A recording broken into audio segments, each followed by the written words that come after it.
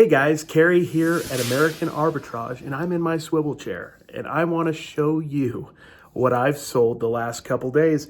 I love doing these What Sold video because it shows you what I found already and what has sold, because what sells is king. What sells is the king of this business. So come along with me. I'll show you what I've been selling the last couple days, and let's see if we can find some bolos together that we can both continue to look for and sell. We have this Ozzy Osbourne 1981, September 1981 ticket stub right here.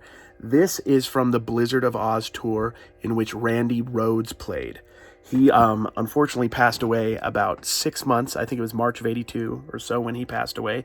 This is September 1981. I had a couple other Ozzy tickets. I actually packaged one up before I thought about making these videos for you. So that one already sold. I think it sold for about 20 bucks. It had way cool graphics, vintage Ozzy graphics. This one doesn't have that much, you know, in the way of graphics. Isn't the coolest looking ticket stub, but it's very important because Randy Rhoads was here playing this show. I believe it's in Prairie Capital Convention Center in Illinois, Springfield, Illinois. So awesome. I sold this one as well as the other ticket I'm about to show you for $43 plus shipping. Let me show you the other one. Here's the other one. This is from the US Festival, May 29th, 1983. So about 6 months before I was born. So this is an oldie and a goodie. The important thing on this ticket is the number 2. This is the second day of the festival. All the days were important, but this one is important to the person who bought the Ozzy ticket because it was Heavy Metal Day, or Metal Day they called it. They had Ozzy, I think they had Van Halen. They had quite a few awesome rock bands this day, and I believe it was in California, San Bernardino. So this is a very important ticket. So I sold both those two tickets together for $43 plus shipping. I love these ticket stubs. I've sold quite a few already. I've made probably $70, $80, $90, and I got a whole booklet, more of them. They're not all as great as these, but I probably have at least another $100, $200 worth of tickets I'm going to sell. Way awesome. I thoroughly believe that all of us in the picking world, in the eBay world, have a unique skill set that we've gathered from years of growing up with our family and things we've learned. And when I started this 9 years ago, March, so it's been 9 years ago, 2011, March 2011, I believe is when I started. I started picking with my mom quite a bit. And my mom kind of knew a little bit about this brand right here. This is Jim Shore. Jim Shore stuff does incredibly well. This is Heartwood Creek. This is a rooster that I picked up. I believe I picked it up for $1.50 or $2. I think it was $1.50, and this sold in less than a week for $20 plus shipping.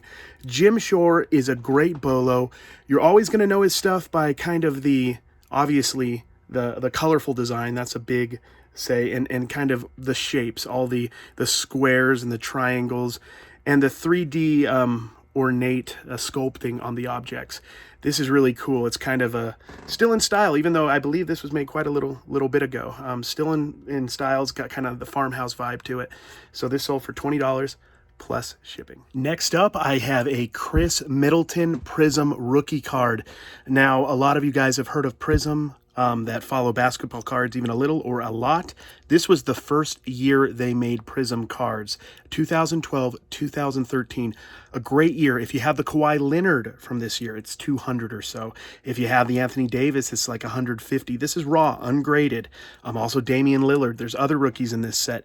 I got a whole box of this at my local card shop, just in the other side of the parking lot here for $10. I didn't get the big ticket rookies, but I got quite a few of the mid-tier rookies and a bunch of the base. I sold all the base already for $30, and I think I'll show that, or if I haven't already showed that. This one sold for $15 plus shipping. The reason why these get overlooked a lot in the hobby is they don't have the rookie card logo on them. This was a time when Panini was kind of taking over the rights for the basketball cards, and they weren't producing a ton. So what happens is they didn't even put rookie card logos on these. So a lot of times these will be just, thought of as base and not worth much. Chris Middleton was an all-star this year. He's on the rise with the Milwaukee Bucks. So this card went from probably worthless to about 15 bucks in the last year or two. So it is a great card, and I got plus shipping on it. And I've sold other rookies from that set, and will continue to sell even more. About 16 months ago, I started pushing myself to learn Poshmark and how I might be able to sell some clothing on it. As you guys well know, if you've been watching my channel much, I'm not a huge clothes seller, not super interested, but there are certain niches within clothes that I like, particularly sports-related gear and stuff like that. Also, I mean, I do know a little bit about it. I've been doing this for a while, and I would like to, you know, have a place where I can sell clothes that is outside of eBay. So I'm proud of myself, and for the first time in a year, since March of last year, I got a sale. I bought this Clippers hat about last week, and I bought it for $3. It is a Mitchell & Ness snapback, just awesome, sick, baby blue San Diego Clippers, a vintage style hat, and it sold faster than I thought it would. It sold for $22, shipped in about 2 days. I actually went and checked my, my Poshmark, and was surprised to see it had sold. So, you know, here's to pushing yourself outside of your comfort zone, and here's to trying to become a better reseller, even if you're, you know, an old dog in this game. Colorado Rockies star, Nolan Arenado. This is a bobblehead. I paid $1.50 or $2, something really low on this, and it sold for $20 plus shipping for me. This is the second time I've sold this bobblehead in the last 3 or 4 years. The Rockies are next door here in Utah, from Utah. So it's actually gone up. I think it sold for about 12 or 15 last time. So he's, you know, a Hall of Famer, I would say at this point, a great player. You know, and this is a cool looking bobblehead.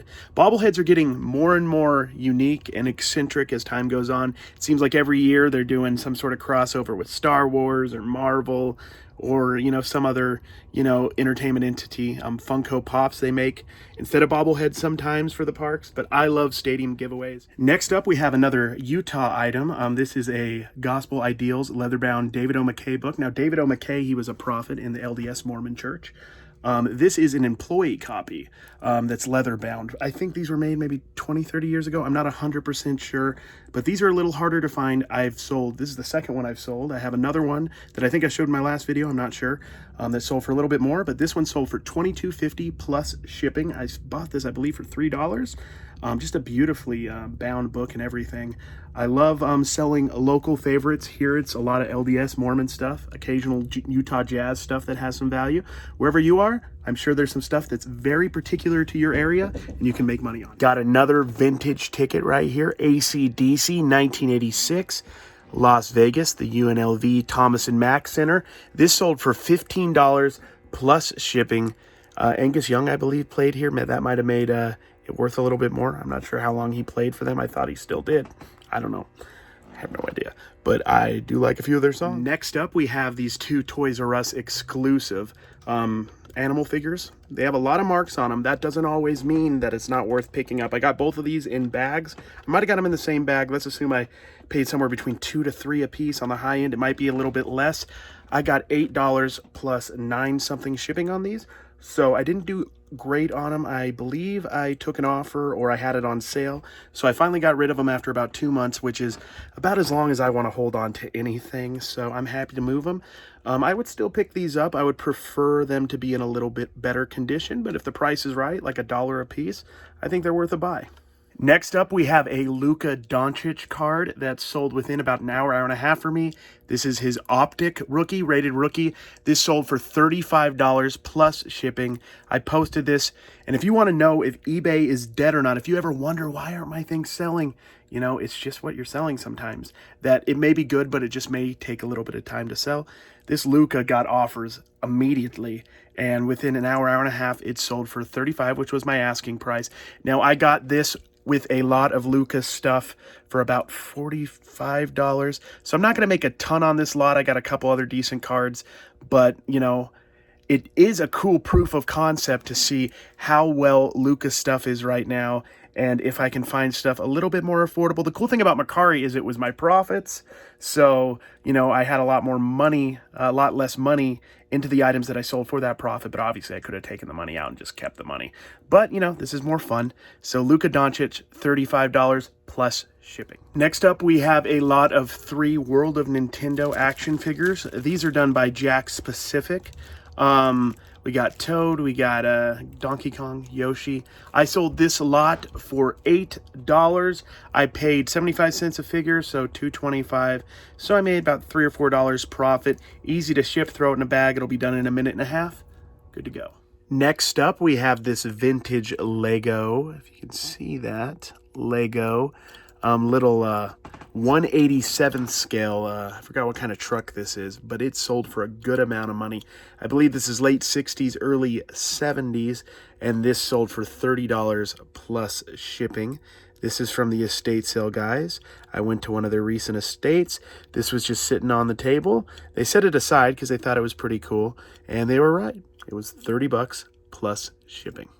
Next up, I have this 1920s Parisian photo postcard set right here that they used to sell back in the day in probably the 1910s, 1920s. This is amazing. I haven't talked about it too much, but when I went to college, one of my degrees was in history, and I wanted to be a professor when I graduated. I wanted to focus on French history. I've really always been drawn to European history in particular, and French history from the Revolution all the way up to roughly this era, which would be fin de siècle. I don't know how to pronounce it. I say everything in Spanish, but it's basically the turn of the 19th century to the 20th century. And Paris particularly was just a really interesting place. Obviously in the 20s, it was the Roaring 20s, and they had the Lost Generation. They had Hemingway and all those guys going to Paris and writing. So really interesting time in history, and let me show you a few of these postcards. They're just beautiful. Go. Here's a few of these postcards, just gorgeous. That looks like the the Grand Palace. Cool. I was thinking that might be the Louvre or something. Just beautiful colorization and everything. I just love it. I'm glad I could sell it. $10 plus shipping. I had it up for $20 for a while. Eventually took an offer. Glad to get it to a home that got some more 2012-13 Prism. This is a 15 card rookie lot that I sold for $10 plus shipping. This has some middling to above average rookies. Tobias Harris probably being the best one, who's currently on the Philadelphia 76ers. They're all in the league, I believe. Jimmer Fredette, some people who have name value. Sold it for $10 plus shipping. I had it for more. Another Doncic rookie here. This is a Prism. Now, you think this would be worth a bit, but the problem is it's an insert. It's not like his true, rookie card. It's an insert rookie, they would call it. So this one sold pretty quickly as well for $5 plus shipping. Part of that Luka Doncic lot that I got. Also got some cards from this year as well in that I'm mixing with some cards that I already had. So, all said and done, I'll make a little, maybe break even, but that's okay. I probably should have held on to it a little while longer, but I wanted to see what would happen, and these cards sold right away. Next up, we have a vintage 1990s Play School alarm clock. These things are great, really cool retro vibe. I paid, I think I paid $3 to $5 for this, sold it for $12 plus shipping. Somebody took an offer on it that I sent out. I've had it for a little bit. It probably would have sold for a little bit more, but I like to churn and burn and move through my inventory as quickly as possible. That's my business model. It's not for everybody, but it is for me. Play School made a lot of different types of these back in the 90s. There's a really good Play School item. It's a talking, like, what would you call it? A karaoke box that they made for the Toy Story. There was a character that was like a karaoke machine. If you ever find that one in the box or out of the box, that's $30, $40 on up, depending on what condition it is and if it's in the box or even if it's sealed. So look out for this kind of stuff from the 90s. People like it. A lot of the 90 kids are, at the age where they have jobs and they're buying nostalgic stuff. So look out. This is Booster Gold. He is a Justice League Unlimited figure. These came out, I think, in the last 5-10 years. They're smaller. They're about the size of a G.I. Joe. This guy sold for $8.75 plus shipping. Always look for them. They kind of have a weird shape to them, larger shoulders, skinnier legs. They don't bend at the waist, but typically these are going to go for $7 to $30, $40 if you get the right one. I believe it was a Justice League Unlimited one that I got of Alfred, who is the butler or whatever of Batman, and I think that sold for like $32. Wasn't anything special, just had that kind of shape to it, so look out for that. Next up, I have this lot of 2012-13 Prism. This is just base cards, some rookies, none of the top rookies, just also-rans who played a few years or people who didn't pan out. This lot of 162 sold for $30 plus shipping.